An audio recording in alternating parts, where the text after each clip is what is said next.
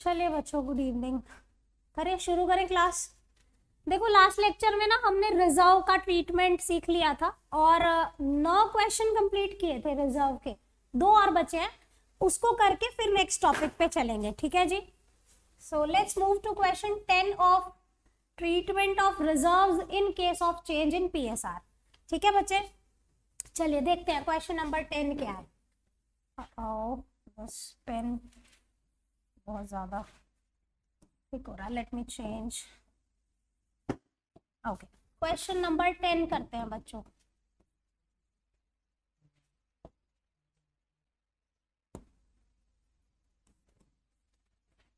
Bhavya and Sakshi are partners in a firm sharing profits in 3:2। 2 partner हैं, एक भव्या और एक साक्षी। इनका जो रेशियो है बच्चों वो है 3:2। फाइन। आगे क्या बोला है? On 31 March their balance sheet is as under. Balance sheet दी गई है आगे। अच्छा, ये हम इसको थोड़ा सा स्क्रॉल कर लेते हैं, बेटर हो जाएगा। Balance sheet of Bhavya and Sakshi. बच्चे आप मुझे इस बैलेंस शीट में देख के बताओ, क्या आपको ऐसा कुछ भी दिख रहा है जो हमें बांट के खत्म कर देना चाहिए? General reserve, very good. और आईएफआर, अच्छा, और कुछ नहीं। ठीक है, आगे क्या बोला है देखते हैं। Partners have decided to change it to 1:1। 3 और 2 का रेशियो अब क्या हो गया? 1:1 with the immediate effect. For this purpose investment to be valued at 20। अभी इन्वेस्टमेंट थी इनकी 30। देखो, फर्नीचर 16,000 है, लैंड एंड बिल्डिंग 56 है और इन्वेस्टमेंट 30,000 की है। अब कितनी रह गई? वो 20। Goodwill valued at 24। General reserve not to be distributed है। General reserve not to be distributed, इसका क्या मतलब है? हम इसको बांटेंगे नहीं, हम गेनिंग टू सैक्रिफाइसिंग वाली एंट्री करेंगे। लेट्स सी क्या करना है। You are required to pass necessary journal entry. CBSE sample paper 2018 का क्वेश्चन है बच्चों ये। चलिए, ये पूरा छोटा नहीं हो पा रहा मैं। फाइन। सो सबसे पहले हम क्या करेंगे? गेन सैक्रिफाइस निकाल लेते हैं। गेन सैक्रिफाइस निकालना आएगा बच्चों। Old minus new, Bhavya and Sakshi. पुराना रेशियो क्या था? पुराना रेशियो 3:2 था, यानी 3/5 2/5। नया रेशियो हो गया 1/2 1/2। अगर ये आंसर पॉजिटिव आता है तो सैक्रिफाइस है, नेगेटिव आएगा तो गेन है। बताइए क्या आ रहा आंसर? ये 10 एलसीएम हो जाएगा, 2 से मल्टीप्लाई होगा 6। थोड़ा सा इसको इधर कर देते हैं, ओके। और 5 से मल्टीप्लाई, ये 1/10 पॉजिटिव आएगा, यानी ये पक्का 1/10 नेगेटिव आएगा, क्योंकि जितना गेन होता है उतना ही हमेशा सैक्रिफाइस भी होता है। पॉजिटिव है तो ये सैक्रिफाइस है, नेगेटिव है ये गेन है। चलिए अब आते हैं बैलेंस शीट पे। बच्चों यहाँ पे जनरल रिजर्व दिया हुआ है 23,400 का। अगर कोई एडजस्टमेंट नहीं होती तो हम क्या करते हैं? इसे बांट के खत्म कर देते। पढ़ा था कि कोई भी रिजर्व है आप उसे बांट दीजिए, बट क्वेश्चन आपको मना कर रहा है इसको बांटने को। क्वेश्चन कह रहा है general reserve not to be distributed. तो अब क्या करें? कैपिटल अकाउंट से एंट्री करेंगे। Very good. कैसे करेंगे बताइए? क्या करेंगे? सॉरी, गेन से मल्टीप्लाई, और एंट्री क्या करेंगे? Gaining to sacrificing. तो यहाँ पे वर्किंग नोट में हम क्या करेंगे? जनरल रिजर्व का ट्रीटमेंट कैसे होगा? अगर कुछ ना बोला होता बच्चों तो हम इसे बांट देते, बांटने को मना कर दिया, इसीलिए क्या करेंगे? General reserve multiply by 1/10। So 23400 into 1/10, 2340 की एंट्री होगी गेनिंग टू सैक्रिफाइसिंग। ठीक है ना? अच्छे से समझाया हुआ है ये, कोई दिक्कत है? Very good. चलिए गेनिंग टू सैक्रिफाइसिंग करो। इसमें गेनिंग कौन है? साक्षी। हाँ बोलिए बच्चे।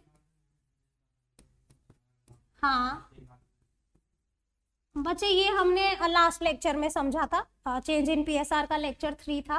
आप रिकॉर्डिंग देख लीजिएगा, विल बी शेयर्ड सून। ठीक है, आज या कल में आपको मिल जाएगी।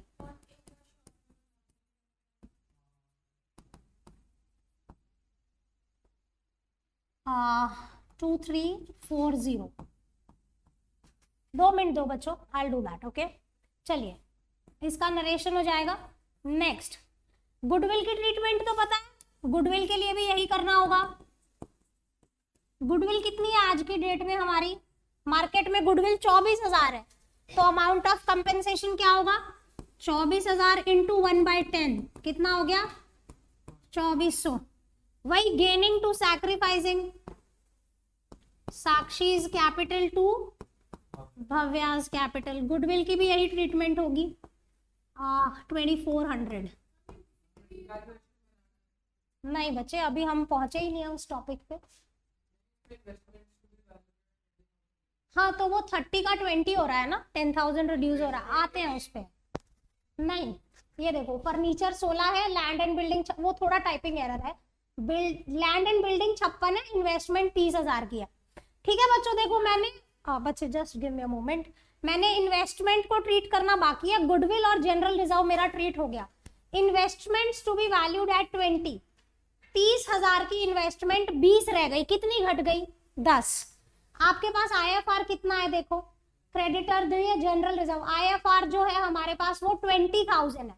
20,000 का IFR है, फॉल कितना है? 10। तो हम क्या करेंगे, IFR को यूज कर लेंगे पूरा 20,000, उसमें 10,000 तो इन्वेस्टमेंट फॉल हो गई, और बचा हुआ 10,000 क्या करेंगे? पार्टनर्स को बांट देंगे। Very good. किस रेशियो में बांटोगे? ओल्ड रेशियो में। तो हम भव्या और साक्षी को बचा हुआ रिजर्व बांट देंगे 3:2 में। Very good. सो बांटिए जरा। 3:2 में 10,000 को अगर बांटते हैं तो 6 और 4 बटेगा। बस इतना ही करना था बच्चों इस क्वेश्चन में। You are required to pass necessary journal entries and we are done. 3 journal entry करनी थी, इतना नोट करें, फिर हम नेक्स्ट क्वेश्चन पे चलेंगे। फटाफट नोट करें। चलिए moving to next question. Wait, पहले क्वेश्चन सॉल्व करते हैं। Question number 11। XYZ are partners, 5:3:2 का रेशियो है। They decided to share future profits in 2:3:5। ये पुराना रेशियो है बच्चों, अब ये नया रेशियो है। आगे देखते हैं क्या बोला है। They also decide to record the effect of accumulated profits and losses without affecting the book value। देखो यहाँ पे बोला है कि they also decided to record the effect of accumulated profits and losses without affecting their book value। यानी आपको उनको बांटना नहीं है, जैसे वो बैलेंस शीट में दिख रही है वैसे ही रहनी चाहिए। ठीक है, तो क्या करें? नेट इफेक्ट निकालेंगे। कैसे? बाबू समझ इसलिए नहीं आई, आप लास्ट लेक्चर में नहीं थे, तो आपको पिछला रिकॉर्डिंग देखना पड़ेगा, देन आपको समझ में आएगा। ठीक है, आज के ये 2 क्वेश्चन करने से पहले आप पिछला रिकॉर्डिंग देखेंगे। करेक्ट बाबू? अभी मैं फिर से दोबारा समझाऊंगी तो बाकी बच्चों के साथ नाइंसाफी होगी ना। सो यहाँ पे आपको क्या बोला है कि ये 3 चीजें दी हुई हैं जो एक्यूमुलेटेड प्रॉफिट्स और लॉसेज है। अगर क्वेश्चन कुछ नहीं बोलता तो हम इन्हें बांट के खत्म कर देते। अभी बताया कि जब भी चेंज इन PSR होता है, हमारे पुराने प्रॉफिट्स और लॉसेस के जो हिस्से होते हैं हम बांट देते हैं। क्वेश्चन ने यहाँ भी मना कर दिया कि नहीं जी आप नहीं बांटोगे, तो क्या करें? नेट इफेक्ट निकालो। नेट इफेक्ट कैसे निकलेगा? जो लायबिलिटी साइड की आइटम्स होंगी वो पॉजिटिव रहेंगी और एसेट साइड की आइटम क्या हो जाएगी? नेगेटिव। तो बच्चों आप तीनों में से बताओ कौन सी लायबिलिटी की आइटम है और कौन सी एसेट? जनरल रिजर्व लायबिलिटी है और P&L का क्रेडिट बैलेंस भी लायबिलिटी है और ये एसेट है। Very good. So advertisement suspense. ठीक है, तो अब मुझे ये 2 चीजें प्लस करनी है नेट इफेक्ट निकालने के लिए। नेट इफेक्ट के लिए लायबिलिटी वाली चीजें प्लस करो। सो 6 लिख लेते हैं एक बार। जनरल रिजर्व प्लस हो जाएगा, plus P&L account credit balance minus advertisement suspense. So 6,000 का जनरल रिजर्व, P&L क्रेडिट। ठीक है, ये 30 हो गया, माइनस 12 18। सो अब इसको हम क्या करेंगे? गेन शेयर से मल्टीप्लाई करेंगे। ये नेट इफेक्ट पॉजिटिव आ रहा है बच्चों, देखो ये 2 प्लस किए और ये माइनस किए, हमारा आंसर पॉजिटिव आया। क्या आया? पॉजिटिव।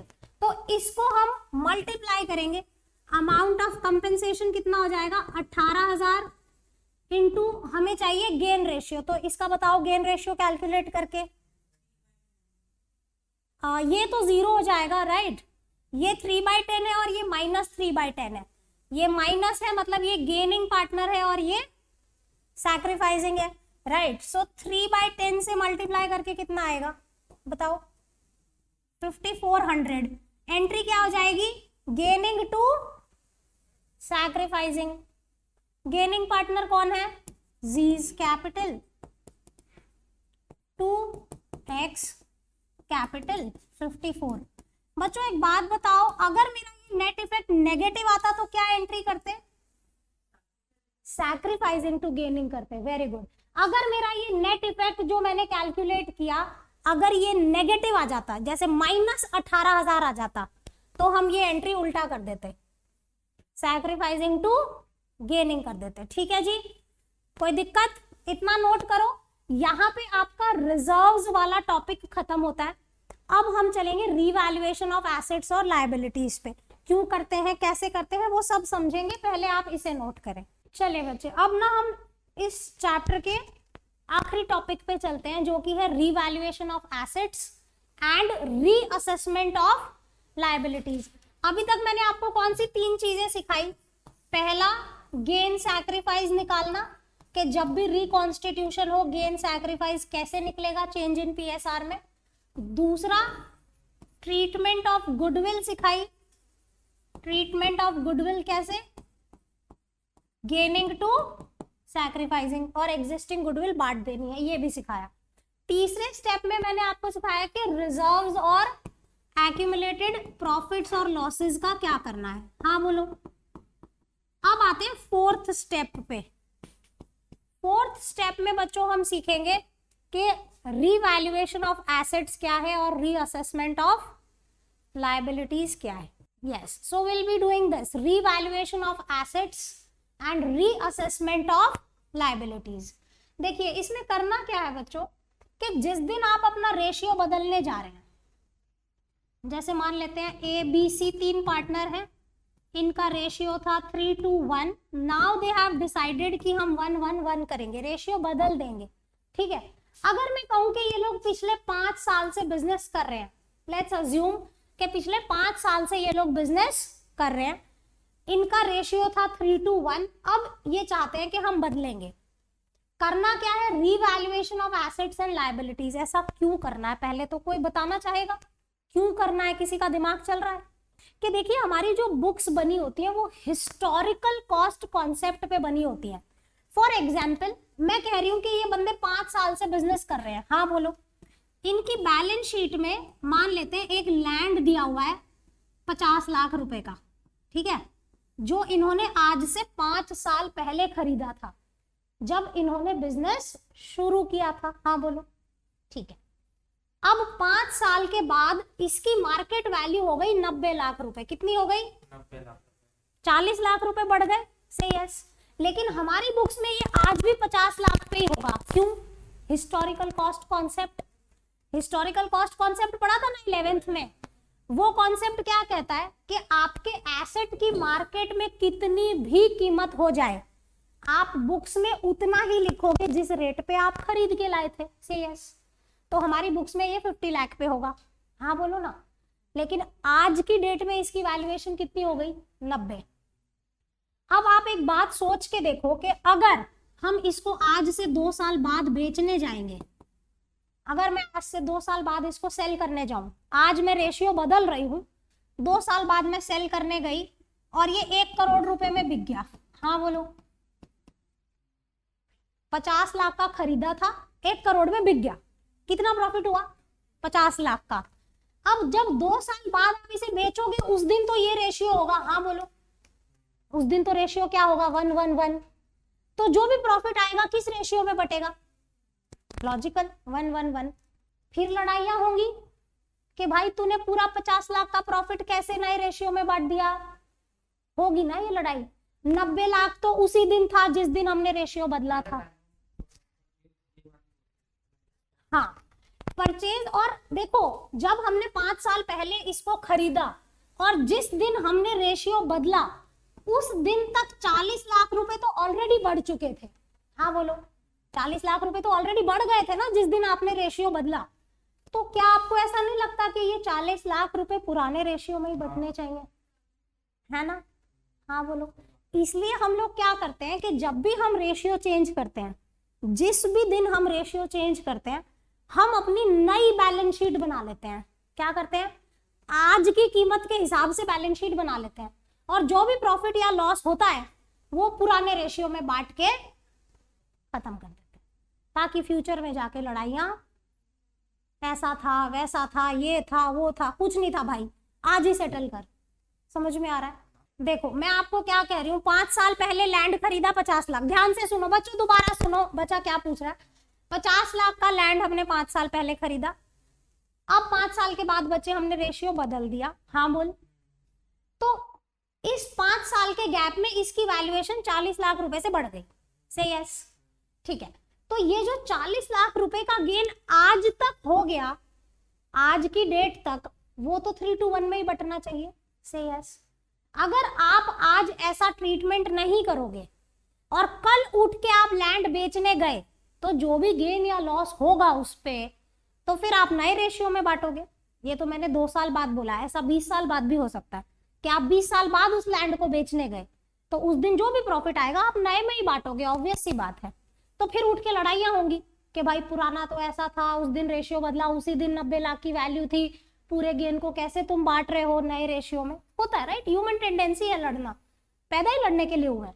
तो इसीलिए आगे जाके लड़ाइयां ना हो तो हम आज ही ट्रीट कर रहे हैं कि भैया आज तक का जो प्रॉफिट हो रहा है ना पुराने रेशियो में बांट के खत्म करो, ताकि अब आप सोचो आपकी नई बैलेंस शीट में 90 लाख की वैल्यूएशन आ गई है ना। अब इसके बाद जितना भी प्राइस बढ़ेगा, जितने में भी बिकेगा, हम बांट लेंगे नए रेशियो में। आज की बैलेंस शीट हमने बदल दी, 50 लाख को क्या कर दिया, 90। समझ में आ रहा है आपको क्यों हम एसेट्स को रीवैल्यू करते हैं? और same case with the liability, आज की डेट तक मार्केट प्राइस में जो भी चेंज है, चाहे वो प्रॉफिट है चाहे लॉस है, वो आज ही बांट के खत्म कर दो। इसका रिवर्स भी हो सकता था, मान लो ये 50 लाख की लैंड मार्केट में 20 लाख की रह गई है ना, तो 30 लाख रुपए का लॉस हो रहा है, वो पुराने रेशियो में बटना चाहिए बच्चों, नए में क्यों बटेगा? तो हम क्या करेंगे, लॉस ट्रीट कर देंगे और नई बैलेंस शीट में 20 लाख रुपए लिख देंगे। समझ में आ रहा है? बेसिक कॉन्सेप्ट समझ में आया, करना क्या है, क्यों करना है, ये भी समझ में आया। पढ़ते हैं। Sorry. revaluation of assets and liabilities. Assets are revalued and liabilities are reassessed at the time of change in PSR, and profit and loss arising on that account is to be debited or credited to partner in their old ratio. कौन से ratio में बांटोगे? Old ratio में।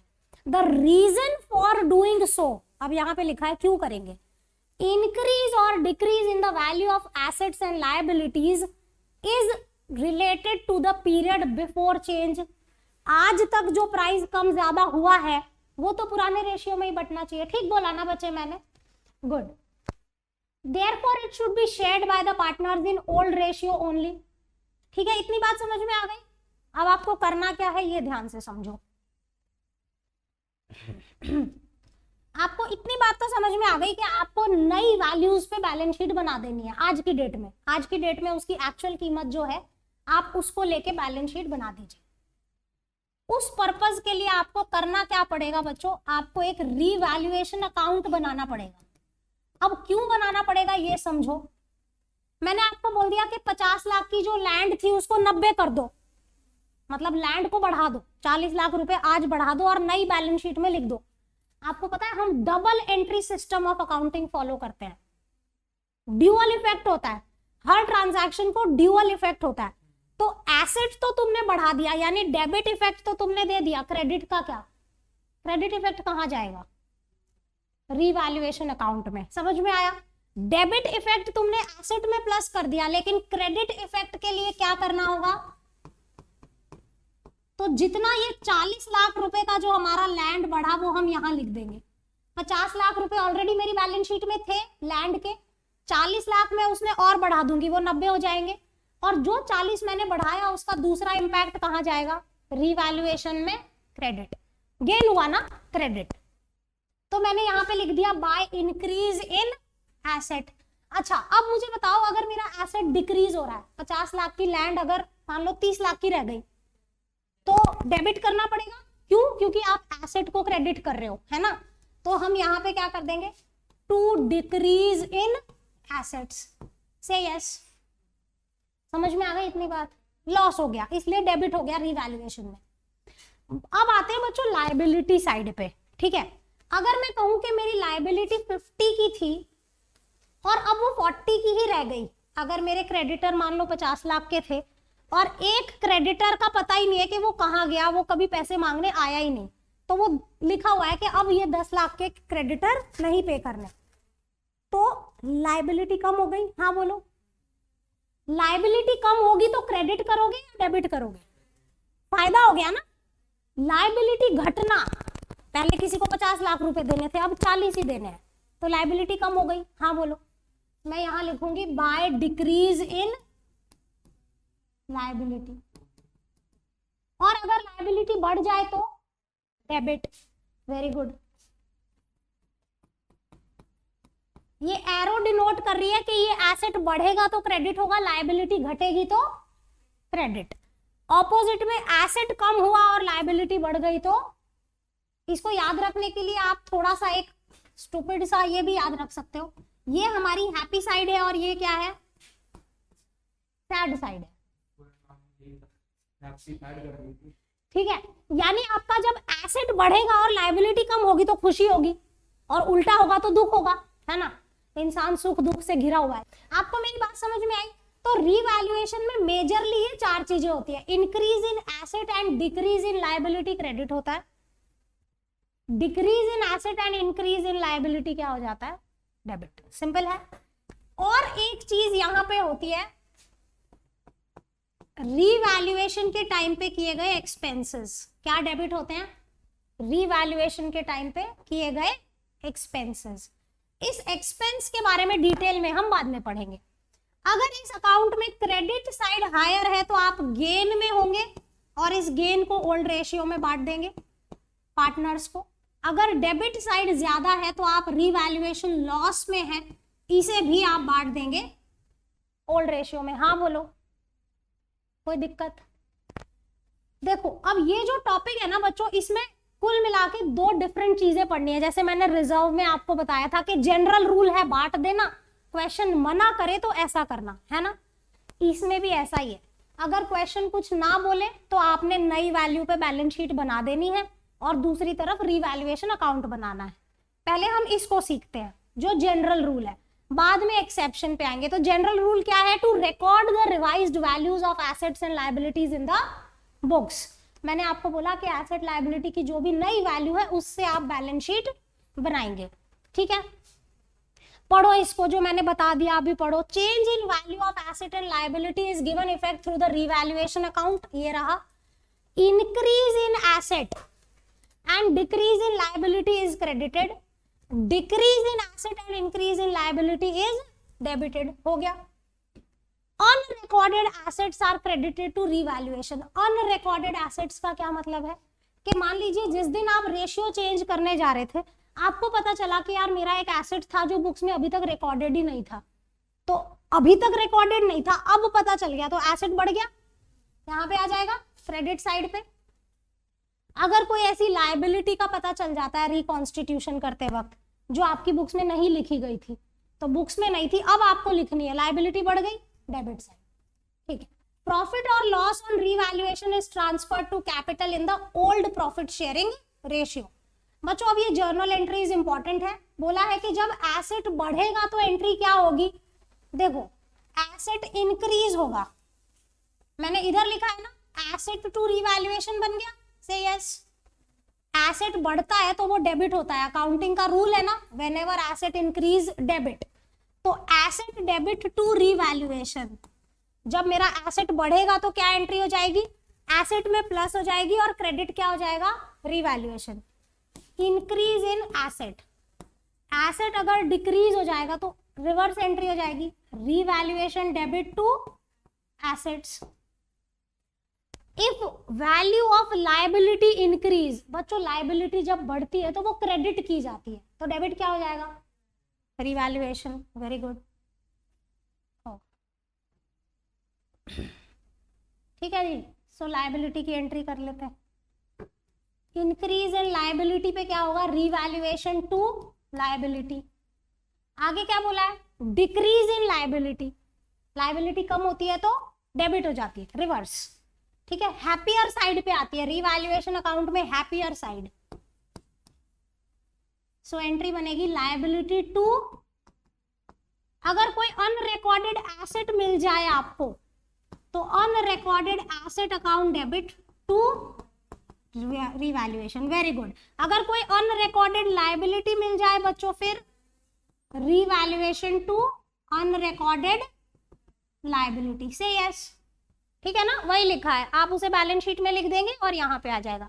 अच्छा, अगर आपके account में gain आता है, इस रिवैल्यूएशन अकाउंट को आपने बनाया और आपका गेन आ रहा है, मतलब क्रेडिट साइड का टोटल बच्चों अगर ज्यादा है तो ये गेन बट जाएगा पार्टनर्स को ओल्ड रेशियो में। जर्नल एंट्री बनी revaluation debit to partners capital in the old ratio. Loss आ जाए तो partners capital to revalue. Very good, वही लिखा है। अगर प्रॉफिट है तो revaluation to partner capital, loss है तो पार्टनर कैपिटल टू रिवैल्यूएशन। ये देखो, ये आपका फॉर्मेट है, फॉर्मेट ऑफ रिवैल्यूएशन अकाउंट। देखो इसको, increase in value of asset, decrease in value of liability, unrecorded assets if any, decrease in asset, increase in liability, unrecorded liability। यहां पे बोला है कैश बैंक रिवैल्यूएशन के एक्सपेंसेस के लिए, फिर बोला है partners capital for the remuneration. अब ये क्या है, देखो कई बार क्या होता है, जैसे मान लो 3 पार्टनर है, ABC, तीन पार्टनर है, ये डिसाइड हुआ कि रिकॉन्स्टिट्यूशन की जितनी भी जिम्मेदारी है सी उठाएगा, चाहे वो नई पार्टनरशिप डीड बनाना है, एसेट्स को रीवैल्यू करना है, व्हाटएवर द केस इज, सारा काम कौन करेगा, सी। और सी को हम पैसे दे देंगे, सैलरी, रेम्यूनरेशन दे देंगे इस काम को करने का, तो वो यहाँ पे आ जाएगा to C's capital remuneration payable. समझ में आ रहा है, और कुछ नहीं आएगा इसमें। अगर क्रेडिट साइड ज्यादा है तो प्रॉफिट है, डेबिट साइड ज्यादा है तो लॉस है। हाँ बोलो, क्वेश्चन। हाँ बिल्कुल, ये नॉमिनल अकाउंट है, बिल्कुल सही बताया, ये पीएनएल अकाउंट का भाई है, ठीक है। कोई दिक्कत है, इतनी बात समझ में आ गई।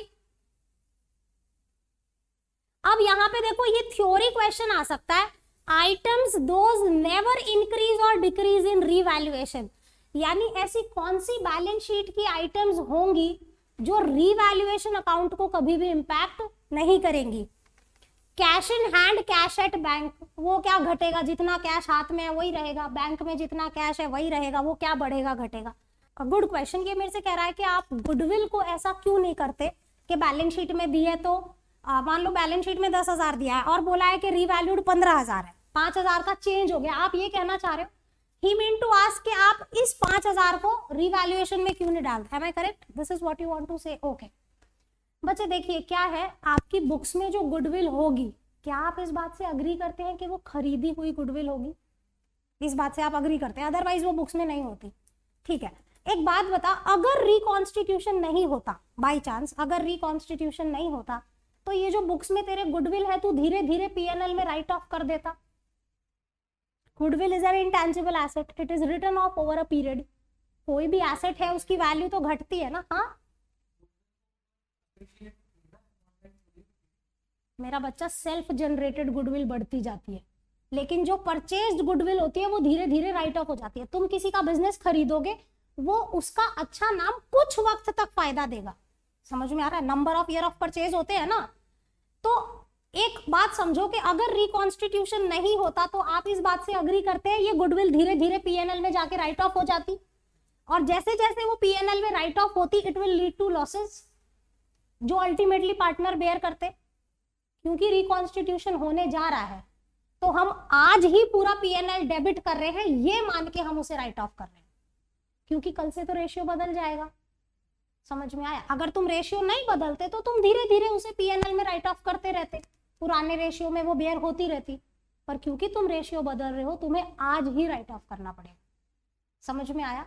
तो सेल्फ जनरेटेड और परचेज्ड गुडविल को मिक्स मत करो, they are totally different things. Purchased goodwill books में होती है, सेल्फ जनरेटेड गुडविल में बात मानती हूँ कि वो अप्रिशिएट होती है, पर वो बुक्स में होती नहीं है। Understood? I hope I am able to clear your doubt. Very good. चलिए, हाँ, तो हम इसकी बात कर रहे थे, ये 2 मार्कर क्वेश्चन आ सकता है कि ऐसी कौन सी चीजें हैं जो कभी भी रीवैल्यूएशन को इम्पैक्ट नहीं करेंगी। Cash in hand, cash at bank, PNL का डेबिट क्रेडिट क्योंकि वो पार्टनर्स को बढ़ जाएगा, जनरल रिजर्व क्योंकि पार्टनर्स को बढ़ जाएगा, एनी अदर रिजर्व क्योंकि पार्टनर्स को बढ़ जाएगा। ये तो लायबिलिटी बैंक ओडी है, जैसे बैंक बैलेंस होता है उतना ही बैंक उस तरीके से नेगेटिव ओडी होता है, और पार्टनर्स के कैपिटल या करंट अकाउंट। ये चीजें रीवैल्यूएशन को कभी भी इफेक्ट नहीं करेंगी। ठीक है जी, आपको बात समझ में आई? अब आते हैं मोस्ट इंपॉर्टेंट टॉपिक, थोड़ा सा टेक्निकल है, ध्यान से सुनिएगा। टॉपिक है expenses of revaluation. Her chapter में नहीं पढ़ाऊंगी बार बार, ये सारे रिकॉन्स्टिट्यूशन के चैप्टर में यही रहेगा। समझ में आ रहा है? टॉपिक क्या है? Expenses on revaluation. यानी जब आप रिकॉन्स्टिट्यूशन करते हैं तो कुछ लीगल फॉर्मेलिटीज होती हैं, उस पर कुछ खर्चे इनकर करने पड़ते हैं आपको, है ना। लॉयर हायर करना पड़ेगा, नया पार्टनरशिप डीड बनाओगे, फॉर्मेलिटीज करोगे, खर्चा तो होगा, मुफ्त में तो होगा नहीं। तो ये जो रीवैल्यूएशन एक्सपेंसेस है उसको कैसे ट्रीट करना है ये देखना है हमें। ठीक है जी, पहला केस क्या बोला हुआ है? When the expense is borne by the firm and paid by the firm।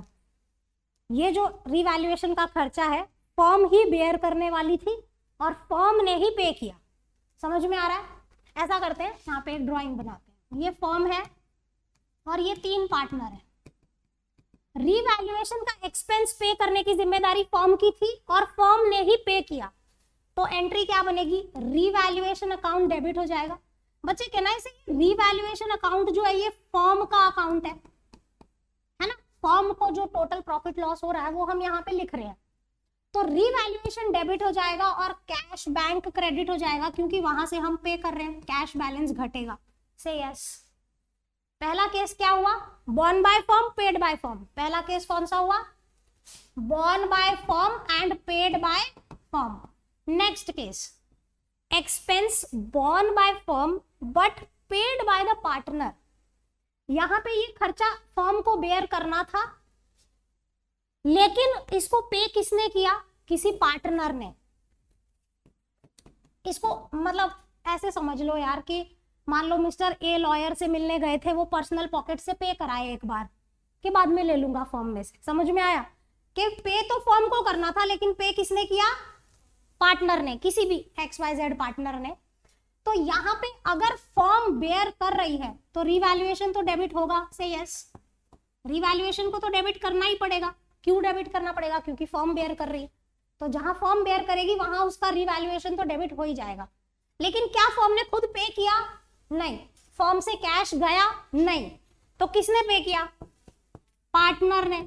अगर पार्टनर ने पे किया है तो उसको वापस देना पड़ेगा। से यस, फर्म देगी ना उसको वापस, तो उसका अकाउंट क्रेडिट कर देगी टू एज कैपिटल। दूसरा केस क्या पढ़ा? Born by firm but paid by the partner. हाँ बोलो, इतनी कोई शक है यहां तक कोई? पहला case revaluation expenses borne by firm, paid by firm. Borne by firm, paid by firm, revaluation to cash. दूसरा borne by firm, paid by the partner, revaluation to partner. तीसरा case when remuneration is paid to partner. अगर आपको question कहता है कि भाई reconstitution की जितनी भी जिम्मेदारी है मिस्टर ए कैरी करेंगे और फर्म उनको 10,000 का रेम्यूनरेशन दे देगी ये काम करने के लिए, तो एंट्री क्या बनी? रिवैल्यूएशन टू एज कैपिटल, है ना। जिस भी पार्टनर को पैसे देने हैं उसका नाम लिख दो, जो भी मतलब वो सारी रिस्पॉन्सिबिलिटीज उठा रहा है। तो हाँ देखो, रिकॉन्स्टिट्यूशन के टाइम पे जितने भी गेन्स और लॉसेस होते हैं वो रिवैल्यूएशन अकाउंट में जाते हैं, ये बताया। So that's why revaluation, you will not write remuneration, ठीक है, it is routed through revaluation. तो तीसरा केस क्या पढ़ा, when remuneration is paid to the partner. Next, when expense borne by the partner but paid by the firm. Decide ये हुआ था कि रिकॉन्स्टिट्यूशन के जितने भी खर्चे होंगे वो बी बेयर करेगा। कौन बेयर करेगा? बी। अगर बी बेयर करेगा तो उसी को पे करना चाहिए, लेकिन ऐसा हुआ नहीं, फर्म ने पे कर दिया। समझ में आ रहा है? फर्म ने पे किया, बेयर कौन कर रहा है मुझे ये बताओ? बी बेयर कर रहा है ना, तो वही डेबिट होगा। बी इज कैपिटल और पे किसने किया? फर्म ने। तो फर्म का कैश चला गया, तो एंट्री क्या हो गई? Cash bank. ये वाला केस कौन सा हो गया? Borne by partner paid by the firm. आएगा ही नहीं। देखो क्रक्स याद रखो, रीवैल्यूएशन तब डेबिट होगा जब फर्म बेयर करेगी, अदरवाइज रीवैल्यूएशन डेबिट होगा ही नहीं। या फिर मैं और सिंप्लीफाई करना चाहूं तो मैं कह दूंगी उसको डेबिट करो जो बेयर कर रहा है और उसको क्रेडिट करो जो पे कर रहा है। ये 6 एंट्री का अगर आप क्रक्स निकालोगे 6 केसेस का, तो इसका क्रक्स यही निकलेगा, डेबिट वो होगा जो बेयर कर रहा है, क्रेडिट वो होगा जो पे कर रहा है। तो अगर फर्म बेयर कर रही है तो रीवैल्यूएशन, पार्टनर बेयर कर रहा है तो पार्टनर, क्योंकि पे कौन कर रहा है? फर्म पे कर रही है, तो फर्म का कैश चला गया ना। फर्म तो पे करेगी तो कैश जाएगा। हर चीज के दो इफेक्ट होते हैं ना, एक्सपेंस डेबिट होता है और कैश कम हो जाता है ना। तो that's what we are doing, correct. अगला केस है borne by partner paid by partner. यहां पे बोला है कि बी को बेयर करना था और बी ने अपनी पॉकेट से पे किया, बात ही खत्म। हम तो फर्म की एंट्री कर रहे हैं, हमें क्या मतलब? उसको पे करना था, उसने किया, वेरी गुड, नो एंट्री।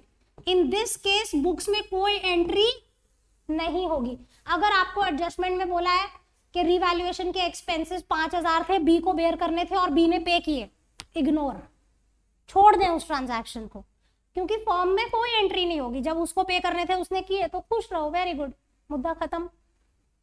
अगला है when expense borne by one partner paid by the other partner.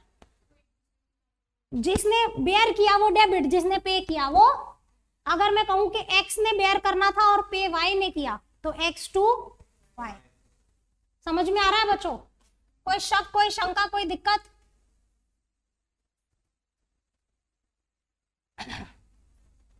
एक बार दोबारा से रीड करो क्विकली, मेरे साथ रीड करो। Borne by firm paid by firm, revaluation to cash, borne by firm paid by the partner, revaluation to capital, when remuneration is paid, ये तो simple है, revaluation to capital, expense borne by the partner but paid by the firm, तो partner debit to cash, borne by partner paid by partner, no entry, expense borne by one partner paid by the other, x to y।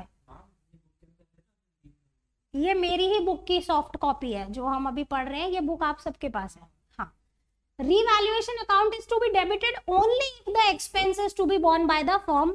It means whosoever bear the expense will be debited, whoever pays the expense will be। समझ में आ गया? कोई शक, कोई शंका, कुछ दोबारा बताऊं बच्चा पार्टी? तो ये रिवैल्यूएशन एक्सपेंसेस हैं जो बहुत इंपॉर्टेंट पार्ट है। कोई शक है, कोई शंका है तो आप मुझे बताएं, अदरवाइज फिर मैं लास्ट इसका थ्योरी टॉपिक समझा के फिर हम आज की क्लास वाइंड अप करेंगे। क्वेश्चंस हम अगली क्लास में करेंगे। इतनी बात समझ में आ गई? कोई दिक्कत? तो रीवैल्यूएशन का जनरल रूल क्या है बच्चों, कि आप अपने एसेट लायबिलिटी की नई वैल्यू को देख लें, अगर वो बढ़ रही है तो बढ़ा दें, घट रही है तो घटा दें, दूसरा इंपैक्ट रीवैल्यूएशन में डाल दें। सिंपल है। अगर क्वेश्चन कुछ नहीं बोलना तो आपने ऐसे करना है, गेन आया तो पार्टनर्स को बांट दो, ओल्ड रेशियो, क्रेडिट हो जाएगा पार्टनर्स को, लॉस आ रहा है तो डेबिट हो जाएगा। अब फिर से कई बार क्वेश्चन आपको परेशान करने के लिए कहता है कि जो एसेट्स और लायबिलिटीज हैं उनकी वैल्यू को डिस्टर्ब ना करें। फिर क्वेश्चन बीच में कुछ ना कुछ प्रॉब्लम क्रिएट कर सकता है। क्या बोलेगा क्वेश्चन? कि you will not disturb the values given in the balance sheet, यानी आप नई वैल्यूज एसेट लायबिलिटी में लिख नहीं सकते। तो क्या करें? कुछ नहीं कर सकते? नहीं, करना पड़ेगा। कह रही हो कुछ नहीं कर सकते करना पड़ेगा। यहाँ पे भी वही गेनिंग टू सैक्रिफाइसिंग करना पड़ेगा बच्चों। बड़ा सिंपल है। देखिए, आपको रिवैल्यूएशन अकाउंट बनाना आ गया, हाँ बोलो। लेकिन अब क्वेश्चन कह रहा है कि जी आप ना अपनी बैलेंस शीट को उसी वैल्यू पे रखोगे जो है, आप उसे चेंज नहीं करोगे। तो हम क्या करें? कुछ तो करना पड़ेगा। तो देखिए अगर हम रीवैल्यूएशन अकाउंट बनाते हैं तो हम क्या करते हैं, इंक्रीज इन एसेट्स को यहां लिखते हैं, डिक्रीज इन लायबिलिटी को यहां लिखते हैं, ये क्रेडिट साइड होता है, हैप्पियर साइड है ना। हाँ बोलो। और यहां पे क्या लिखते हैं, डिक्रीज इन एसेट्स और इंक्रीज इन लायबिलिटी। अगर कोई रीवैल्यूएशन एक्सपेंसेस हैं तो वो लिख देते हैं, अनरिकॉर्डेड एसेट्स इधर आते हैं और अनरिकॉर्डेड लायबिलिटी इधर। यही होता है ना बच्चों, सही बोला ना। फिर हमारा गेन आता है तो हम बांट देते हैं, लॉस आता है तो बांट देते हैं। अब क्वेश्चन कह रहा है नहीं, पुराना वैल्यू पे ही रखो अपना बैलेंस शीट को। तो फिर जब पुरानी वैल्यू पे ही रखना है तो रिवैल्यूएशन अकाउंट बनाने का कोई मतलब है ही नहीं। हम रिवैल्यूएशन अकाउंट क्यों बनाते हैं, क्योंकि हमें एसेट लायबिलिटी को घटाना बढ़ाना होता है। वो क्वेश्चन ने मना कर दिया तो क्या करें, कुछ नहीं करना। जैसे आप रिवैल्यूएशन अकाउंट बनाते हो, आपके माइंड में तो होता है ना कि मेरा एसेट बढ़ेगा तो मैं क्रेडिट करूं, एसेट घट गया तो डेबिट करूं, लायबिलिटी बढ़ गई तो डेबिट करूं, लायबिलिटी कम हो गई तो क्रेडिट, ये माइंड में होता है।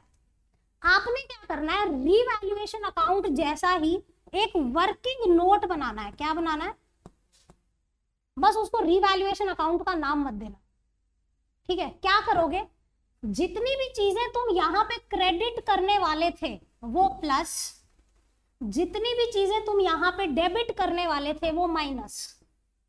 अगर तुम्हारा आंसर रिवैल्यूएशन गेन आ रहा है, मतलब पॉजिटिव आंसर है, तो इसको गेन शेयर से मल्टीप्लाई करो, एंट्री कर दो गेनिंग टू सैक्रिफाइसिंग। अगर लॉस आ रहा है, नेगेटिव आ रहा है, एंट्री कर दो सैक्रिफाइसिंग टू। समझ में आया? दोबारा बताते हैं, कोई बात नहीं। आपको रिवैल्यूएशन अकाउंट बनाना आ गया। अगर क्वेश्चन कह दे कि आप अपने एसेट लायबिलिटी की वैल्यू को चेंज नहीं करोगे, मना कर दे आपको, जनरल रूल तो यही है कि बदल दो, सारे एसेट लायबिलिटी को रिवाइज्ड वैल्यू पे ला दो और जो भी इंक्रीज डिक्रीज है वो रिवैल्यूएशन से रूट कर दो। लेकिन अगर क्वेश्चन मना कर दे तो क्या करें, तो क्या ट्रीटमेंट ही ना करें, करना पड़ेगा। क्या करेंगे, रिवैल्यूएशन अकाउंट जैसी ही वर्किंग नोट बनाएंगे, बस ऐसे शेप नहीं देंगे उसको, टी शेप नहीं देंगे। जो भी चीजें तुम यहाँ पे क्रेडिट करने वाले थे वो प्लस, प्लस क्यों, क्योंकि बच्चे ये गेन थे, फायदे थे ना, जो पार्टनर को फायदा हो रहा था वो था। और यहाँ जो डेबिट हो रहा था वो नुकसान था जो पार्टनर को बेयर करना था। तो मैंने क्रेडिट वाली सारी चीजों को ऐड किया, डेबिट वाली सारी चीजों को माइनस किया। जो भी मेरा नेट इफेक्ट आया गेन शेयर से मल्टीप्लाई किया। अगर ये आंसर पॉजिटिव था तो गेनिंग टू सैक्रिफाइसिंग, नेगेटिव था तो सैक्रिफाइसिंग टू गेनिंग। जी बोलिए अब। हाँ, रिवर्स क्यों करते हैं ये पूछ रहे हो या ऐसा क्यों करते हैं ये पूछ रहे हो? ठीक है, अभी समझो। आप मेरे से पूछ रहे हो कि मैम जब ये नेगेटिव होता है तो हम सैक्रिफाइसिंग टू गेनिंग की एंट्री क्यों करते हैं? फाइन, अगर मैं कहूं कि यहाँ पे लॉस आ रहा है, मतलब नेगेटिव फिगर ज्यादा है, ठीक है। अच्छा, मैं लिखती हूं कि 3 पार्टनर थे ए बी सी, इनका रेशियो था 2:3:5। अब ये डिसाइड कर रहे हैं कि 5:3:2 होगा। मुझे ये बता कि कौन गेनिंग है और कौन सैक्रिफाइसिंग है, जल्दी से बता। इसका तो 0 ही आ रहा है ना, इसको गेन हो रहा है, 3/10 का क्या हो रहा है, गेन, और ये कर रहा है सैक्रिफाइस। से यस, है ना, सैक्रिफाइस हो रहा है। हाँ बोल। अब जिसका रेशियो बढ़ रहा है वो कौन है, ए। अब यहाँ पे अगर लॉस है बच्चे, अगर यहाँ पे नेगेटिव फिगर आ रहा है तो ए नहीं बोलेगा कि यार मेरा रेशियो बढ़ गया, मुझे तो ज्यादा लॉस बेयर करना पड़ रहा है। समझ में आ रहा है? और वहीं अगर गेन होता तो ये बोलता कि मेरा रेशियो घट गया, मेरा क्या नुकसान हो। समझ में आ रहा है? तो जब कहने का मतलब लॉसेस होते हैं तो इसको तकलीफ हो जाती है गेनिंग पार्टनर को, और जब प्रॉफिट्स होते हैं तो सैक्रिफाइसिंग पार्टनर को तकलीफ हो जाती है ना। लॉजिकल है ना कि रेशियो अगर बढ़ रहा है इसका, मान लो पहले इसको 2/10 मिल रहा था, अब इसका रेशियो हो गया 5/10, लॉस में हिस्सा बढ़ गया इसका। ये बोलेगा मैं क्यों बेयर करूं, पुराना लॉस है। हाँ, इसीलिए एंट्री उल्टी हो जाती है लॉस में। करेक्ट, बिल्कुल सही बताया। अगर प्रॉफिट होगा तो ये नुकसान में है, लॉस होगा तो ये नुकसान में है। इसीलिए वो एंट्री उल्टी हो जाती है। वेरी गुड, अब आपको समझ में आई मेरी बात। ठीक है बच्चों, तो देखो जनरल रूल दोबारा से एक बार समराइज करते हैं रीवैल्यूएशन ऑफ एसेट्स और रीअसेसमेंट ऑफ लायबिलिटी को। रूल कहता है कि आप क्या करेंगे जब भी रिकॉन्स्टिट्यूशन होगा, आप अपनी बैलेंस शीट को नई वैल्यूज पे रिप्लेस कर देंगे। एसेट की जो भी नई वैल्यू है और लायबिलिटी की जो भी नई वैल्यू है, उसका दूसरा इंपैक्ट आप रीवैल्यूएशन से रूट करेंगे। अगर एसेट बढ़ रहा है क्रेडिट, लायबिलिटी घट रही है credit, and the vice versa is debited, right. तो जनरल रूल तो यही है, प्रॉफिट आया तो पार्टनर्स को ओल्ड रेशियो में क्रेडिट हो जाएगा, लॉस आया तो डेबिट। कई बार क्वेश्चन आपसे कहता है कि you will not disturb the balance sheet, या फिर वो बोलेगा you will not record the revised values in the balance sheet. In that case आप क्या करेंगे, जैसा आप रीवैल्यूएशन अकाउंट बनाने वाले थे, माइंड में तो होगा ना, अगर आपको बोला है कि मेरा स्टॉक 20,000 से 25 हो गया, तो माइंड में तुरंत क्या आया कि रिवैल्यूएशन क्रेडिट होगा। क्रेडिट होगा मतलब प्लस। अगर मैं कहूं कि मेरी मशीन 20,000 थी 15 ही रह गई, तो तुरंत दिमाग में आया रिवैल्यूएशन डेबिट मतलब माइनस। तो रिवैल्यूएशन अकाउंट ना बना के आप उसके ही जैसी एक वर्किंग नोट बनाएंगे। क्या बनाएंगे, वर्किंग नोट। जो चीजें आप रिवैल्यूएशन में क्रेडिट करते वो प्लस, जो चीजें आप रिवैल्यूएशन में डेबिट करने वाले थे वो माइनस। नेट इफेक्ट आएगा, अगर वो पॉजिटिव है तो गेन शेयर से मल्टीप्लाई करके गेनिंग टू सैक्रिफाइसिंग, अगर वो नेट इफेक्ट नेगेटिव है तो सैक्रिफाइसिंग टू गेनिंग। पढ़े इसको, when partners decide not to record the revised values, not to record, क्या करना है, sometimes question may ask not to disturb the balance sheet, in such case no revaluation account is prepared, यानी आप revaluation नहीं बनाएंगे। calculate the net effect of revaluation, whatever items are to be credited to revaluation add कर ले, whatever items to be debited minus कर ले, जो भी नेट इफेक्ट आएगा find the share of gaining and sacrificing partner in the net effect. अगर gain है तो entry gaining to sacrificing, loss है तो सैक्रिफाइसिंग टू गेनिंग। ये सब कुछ आपकी बुक में दिया गया है, आपके पास मेरी बुक है। थ्योरी आप रिवाइज करके आएंगे, मेरी बुक सबके पास है, तो बुक से थ्योरी रिवाइज करके आएंगे ताकि जब हम प्रैक्टिकल करें तो आप ये ना बोलें कि मैम ऐसा क्यों किया वैसा क्यों किया। आज पूरा 1.5 घंटा ये टॉपिक समझाया है, ठीक है। So that's all for the day. I hope you learned it properly. Thank you.